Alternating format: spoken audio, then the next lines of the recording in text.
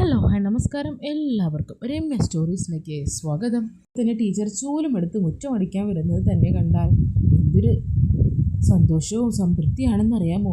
പുറം വരെയുള്ള മുടി പൊക്കി കെട്ടി വെച്ചിട്ടുണ്ടാവും, നൈറ്റ് എടുത്ത് അരയിൽ കുത്തിയിട്ടുണ്ടാവും. ഞാൻ ആ ടൈം ആകാൻ കാത്തിരുന്നു. ഇന്നലെ രാത്രി ടീച്ചർ റോസ് കളർ നൈറ്റി ഇട്ട് കണ്ടപ്പോൾ തന്നെ ഓർത്തത് ഇന്നത്തെ ആ മുറ്റപടിയായിരുന്നു. പഴയ സമയം രാവിലെ 6:30. നേരത്തെ എണീറ്റു.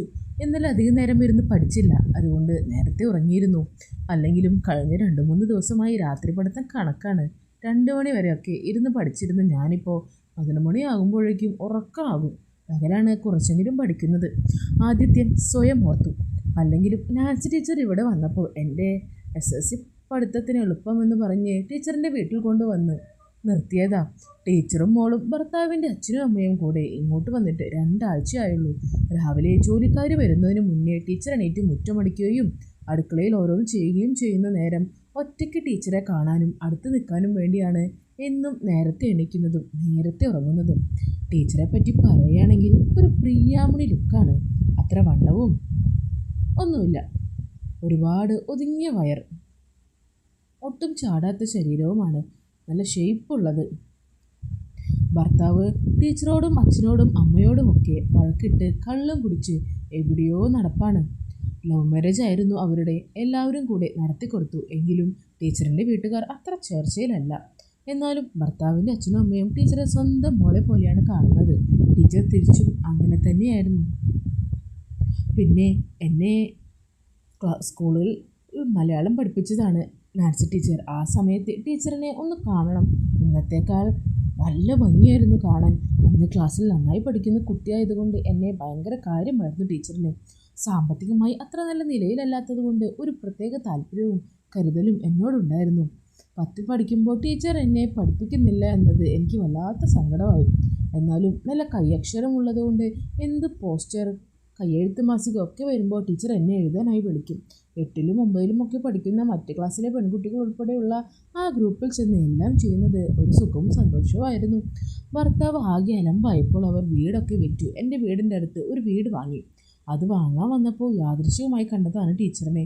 അമ്മയും അച്ഛനെയും നന്നായി അറിയാമായിരുന്നു ടീച്ചറിനെ. അതുകൊണ്ട് പിന്നെ എപ്പോഴും വീട്ടിൽ വരുമായിരുന്നു.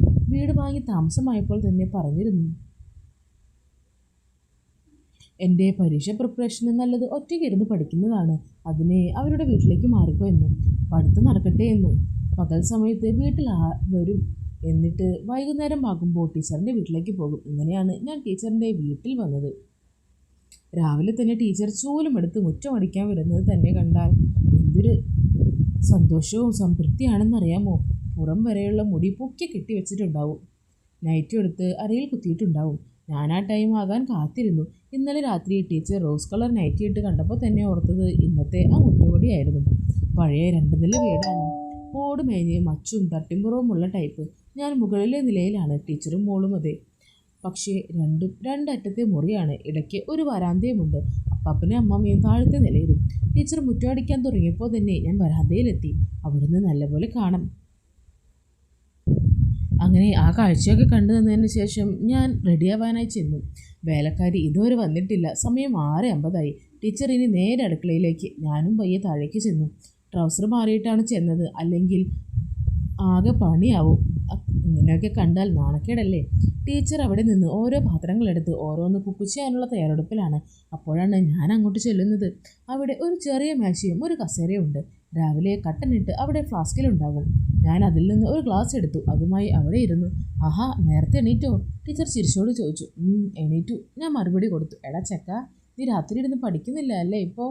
നേരത്തെ എണീക്കുവാണല്ലോ എന്നും ഞാൻ കാണുന്നുണ്ട്. എൻ്റെ ഉള്ളൊന്ന് കാളി.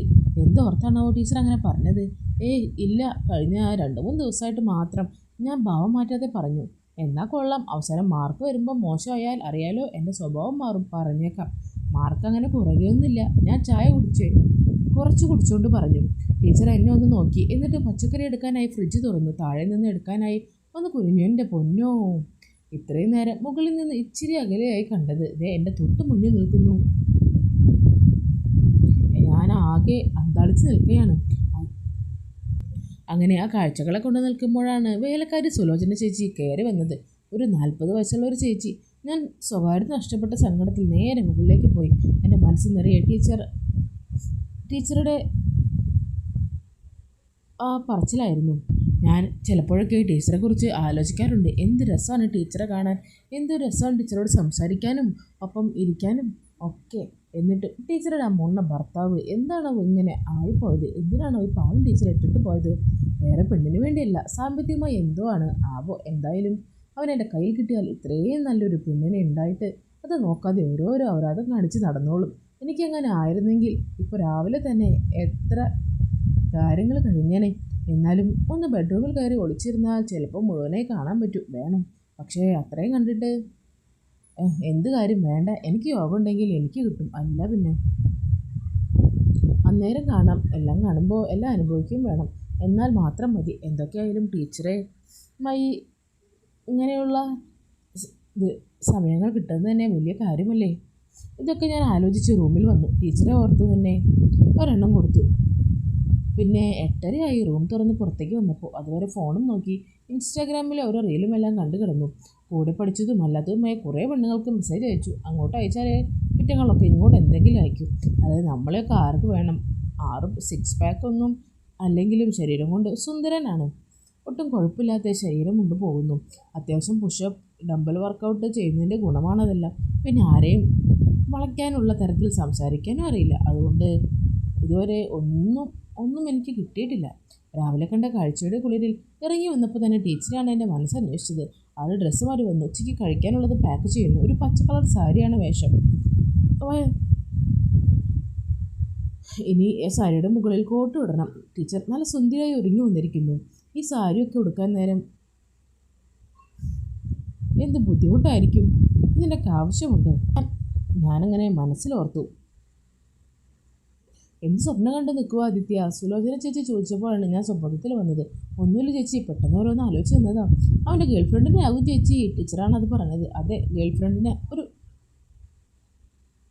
പിടിച്ചു നിർത്തി വെള്ളം കളയുന്നത് ഓർത്തതാ. ഞാൻ മനസ്സിൽ പറഞ്ഞു. എന്നിട്ട് ചുമ്മാ ചിരിച്ചു. കണ്ടോ, അത് പറയുമ്പോൾ അവൻ്റെ ചിരി. ആരാടാ ആള്? ഞങ്ങളും കൂടെ അറിയട്ടെ. ടീച്ചർ നിർത്തുന്നില്ല. ഓ, നമ്മളെയൊക്കെ ആരും പ്രേമിക്കാൻ ഒന്നുകിൽ കാണാൻ നല്ല സുന്ദരനായിരിക്കണം, അല്ലെങ്കിൽ നല്ല ക്യാഷ് വേണം, അതും അല്ലെങ്കിൽ നല്ലപോലെ സംസാരിക്കാൻ അറിയണം. ഇത് മൂന്നും എനിക്കില്ല. പിന്നെ എങ്ങനെ ഗേൾഫ്രണ്ട്? ഞാൻ ചോദിച്ചു. നീ സുന്ദരനല്ല എന്ന് ആര് പറഞ്ഞു? മതി, നിന്റെ ചുള്ളനല്ലേ എടാ ചെക്ക. ടീച്ചർ പറഞ്ഞു. ആണോ? ഞാനൊരു നാണത്തോട് ചോദിച്ചു. പിന്നല്ലാതെ, മോൻ നല്ല സുന്ദര കുട്ടനല്ലേ? സുലോചന ചേച്ചി അങ്ങോട്ട് വന്നു. ഞാൻ വെറുതെ ചിരിച്ചു. ടീച്ചർ റെഡിയായി പോകാൻ ഇറങ്ങി. മോളും റെഡിയാണ് പോകാൻ.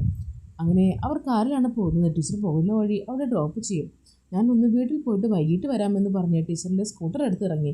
വെള്ളിയാഴ്ച ആയതുകൊണ്ട് വൈകുന്നേരം ഞാൻ സന്ധ്യ കഴിഞ്ഞാണ് അങ്ങോട്ട് ചെന്നത്. ടീച്ചറപ്പോൾ അത്ര ഹാപ്പിയായി കണ്ടില്ല. ഭർത്താവിനെതിരെ ഒരു പോലീസ് കേസ് വന്നു, അറസ്റ്റ് ചെയ്യേണ്ടി വരും എന്ന് ആരോ വിളിച്ചു പറഞ്ഞതാ. ഇന്ന് ഞാൻ ചെന്നപ്പോൾ അപ്പാപ്പൻ പറഞ്ഞു. കാര്യമായി ആരോ ഒന്നും മിണ്ടാത്ത മൂഡ്. ഞാൻ പയ്യെ മുകളിലെ എൻ്റെ റൂമിൽ കയറി ടീച്ചറെ പറ്റി ഓർത്ത്. പാവം. ആ നിമിഷം തന്നെ വാട്സപ്പിൽ ഒരു മെസ്സേജ് നോക്കിയപ്പോൾ ടീച്ചറാണ്. ആദി, എന്താ ടീച്ചറെ? ഒരു കാര്യം ചെയ്യുമോ? എന്താ പറയേ? ഞാനൊരു കാര്യം പറഞ്ഞാൽ വാങ്ങിത്തരുമോ? അതിനെന്താ പറയേ? എന്തിനാ അങ്ങനെ ഫോർമാലിറ്റി? ധൈര്യമായി പറ. എനിക്ക് ഒരു ബിയർ കുപ്പി വാങ്ങിത്തരുമോ? ആഹാ, ഇതാണോ അത്ര കാര്യം? ഒന്ന് മതിയോ? മതി, ടീച്ചർ പറഞ്ഞു. എന്ത് പറ്റി? ഒരു ഉഷാറില്ലല്ലോ. ഞാൻ ചോദിച്ചു. ഒന്നുമില്ല, നിനക്കും കൂടെ വേണമെങ്കിൽ വാങ്ങിക്കോ. വാങ്ങി പുറത്ത് വെച്ചാൽ മതി. സ്കൂട്ടറിൽ എല്ലാവരും കിടന്നിട്ട് എടുത്താൽ മതി. അതൊക്കെ ഞാൻ ഡീലാക്കിക്കോളാം. ഓക്കെ. ടീച്ചർ അത്രയും പറഞ്ഞു പോയി. എനിക്കെന്തോ അല്ലാതെ തോന്നി. വേഗം പോയി 3 ബിയർ വാങ്ങി. ടീച്ചറിൻ്റെ കാർഡ് എവിടെയാണെന്ന് എനിക്കറിയാം. അതെടുത്ത് ആരും കാണാതെ പുറത്തിറങ്ങി. എന്നിട്ട് വേഗം പോയി 3 വാങ്ങി വന്നു. പറഞ്ഞ പോലെ സ്കൂട്ടറിൽ തന്നെ വെച്ചു. എന്നിട്ട് ടീച്ചറിനെ മെസ്സേജ്, സാധനം വണ്ടിയിലുണ്ടെന്ന്. അപ്പച്ചൻ കിടക്കാൻ കയറട്ടെ, എന്നിട്ട് എടുത്താൽ മതി ആദി, ടീച്ചർ പറഞ്ഞു. ഞാൻ ഓക്കെ പറഞ്ഞു. നേരെ മുകളിലേക്ക് കയറി. കുറച്ച് കഴിഞ്ഞ് ടീച്ചറിൻ്റെ മെസ്സേജ് വന്നു. അപ്പച്ചൻ കിടക്കാൻ കയറി. എന്നാൽ അതെടുത്ത് ഫ്രീസറിൽ വെക്കട്ടെ, തണുപ്പില്ല. ആ വെച്ചോ, ഞാനൊന്ന് കുളിച്ചിട്ട് വരാം, അപ്പോഴേക്കും അവരുറങ്ങും, ടീച്ചർ പറഞ്ഞു. ഞാൻ ഓക്കെ പറഞ്ഞ് ബിയറെടുത്ത് ഫ്രീസറിൽ വെച്ചു. എന്നിട്ട് മുകളിൽ ചെന്നിരിക്കാൻ നേരം ടീച്ചർ കുളിച്ച് ഡ്രസ്സ് മാറി ഒരു ബ്ലൂ കളർ സാറ്റിൻ നൈറ്റിയാണ് ഇട്ടുകൊണ്ട് റൂമിലേക്ക് വന്നു. ആ ഡ്രസ്സിൽ കണ്ടാൽ തന്നെ എന്ത് രസമായിരുന്നു എന്നറിയോ? മനസ്സിലൂടെ പലതും കടന്നുപോയി. നൈറ്റ് ടീച്ചറിൻ്റെ കൂടെ വേറടി. ഇന്നാണോ ഞാൻ കാത്തിരുന്ന ദിവസം? അതിങ്ങനെ ഓർത്തിരിക്കവേ ആദി എന്തെടുക്കുക? പഠിത്തമാണോ? പെട്ടെന്ന് സ്വബോധത്തിലേക്ക് വന്നു. ഇല്ല, ഞാൻ പറഞ്ഞു. ബിയർ എത്ര എണ്ണം വാങ്ങി? 3 എനിക്ക് 1 മതിയതാ. സാരില്ല, ഞാൻ 2 അടിക്കും. അവരുറങ്ങട്ടെ, എന്നിട്ട് നമുക്ക് ടെറസിലിരിക്കാം. ടെറസിൽ പോകണോ? നമുക്ക് ഇവിടെ ഇരുന്നാൽ പോരെ? ഇവിടെയോ? വേണ്ടടാ, ടെറസ് മതി. അവിടെ ആകുമ്പോൾ ഓപ്പൺ അല്ലേ, നല്ല തണുപ്പുണ്ടാകും. ഞാൻ ഓക്കെ പറഞ്ഞു. ടീച്ചറിൻ്റെ ഇഷ്ടം. ഇടയ്ക്ക് അങ്ങനെ വീരടിക്കുന്ന കാര്യം ടീച്ചർ പറഞ്ഞപ്പോൾ ഒരുമിച്ചൊരു കമ്പനി തരാമെന്ന് പറഞ്ഞ് എങ്കിലും ഇത്രയും വേഗം അതുണ്ടാകുമെന്ന് ഞാൻ ഓർത്തില്ല. ടീച്ചർ താഴെ ചെന്നിട്ട് ചിപ്സിനായി കുറച്ച് ചിപ്സും ഒരു ഓംലെറ്റും എടുത്തു. മോളപ്പോഴേക്കും ടി വി കണ്ട് കിടന്നുറങ്ങി. അവളെടുത്ത് അങ്ങനെ ഗ്ലാസ് എടുത്ത് ഒഴിച്ചു. ആ നിലാവത്ത് ഞങ്ങൾ തണുപ്പത്തിരുന്നു. ഞാൻ ചോദിച്ചാൽ ദേഷ്യം പിടിക്കരുത്.